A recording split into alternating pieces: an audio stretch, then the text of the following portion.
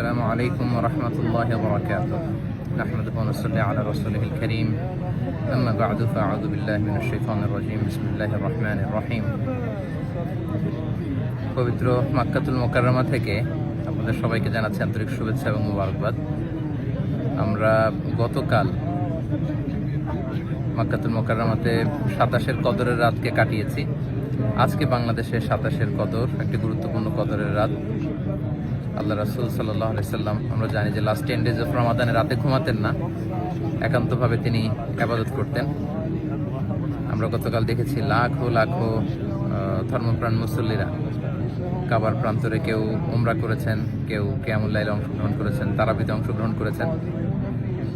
আলহামদুলিল্লাহ, আজকে বাংলাদেশে 27-এর কদরের রাতকে আমরা উদযাপন করছি। আল্লাহ রাসূল সাল্লাল্লাহু আলাইহি সাল্লাম আম্মা জান আয়েশা রাদিয়াল্লাহু তাআলা আনহাকে এই রাতে একটি বিশেষ দোয়া পড়তে বলেছেন। তিনি বলেছেন যে, আয়েশা, তুমি যদি এই রাত পাও তাহলে তুমি পড়বে আল্লাহুম্মা ইন্নাকা আফুউন তুহিব্বুল আফওয়া ফাআফু আন্নী।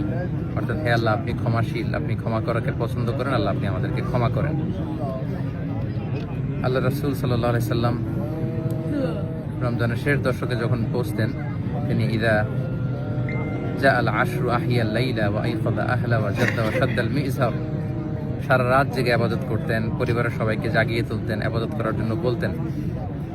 এবং সারা বছর কোরআনের যে আয়াতগুলো নাজিল হয়েছিল এগুলো তিনি জিবরাইল আলাইহিস সালামের সাথে রিভাইজ করতেন, তিনি শোনাতেন। জিবরাইল আলাইহিস সালাম আবার আল্লাহর রাসূল সাল্লাল্লাহু আলাইহি ওয়াসাল্লামকে পড়ে শোনাতেন।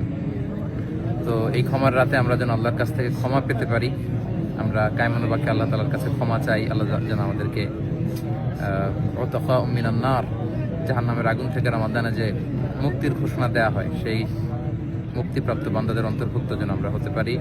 পবিত্র মক্কাতুল মুকাররমা থেকে আমরা প্রাণ ভরে দোয়া করছি আপনাদের জন্য, আপনারাও আমাদের জন্য বিশেষভাবে দোয়া করবেন। এবং স্পেশালি আমাদের হাসানা ফাউন্ডেশনের জন্য আমি দোয়া চাই।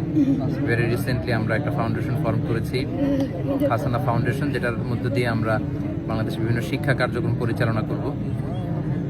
কদরের এই বরকতময় রাতে হাসানা ফাউন্ডেশনের ভবিষ্যৎ কার্যক্রমগুলো যেন আমরা স্মুথলি পরিচালনা করতে পারি। আপনারা এই ফাউন্ডেশনটির জন্য দোয়া করবেন। এবং ঈদের পরপরই আমি দেশে আসব।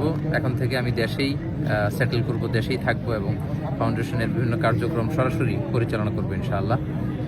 আপনাদের সবার কাছে দোয়া আছে, সবার জন্য আবার অফুরন্ত দোয়া ভালোবাসা জানিয়ে মসজিদুল হারাম থেকে বিদায় নিচ্ছি, পবিত্র মক্কাতুল মুকাররমা থেকে।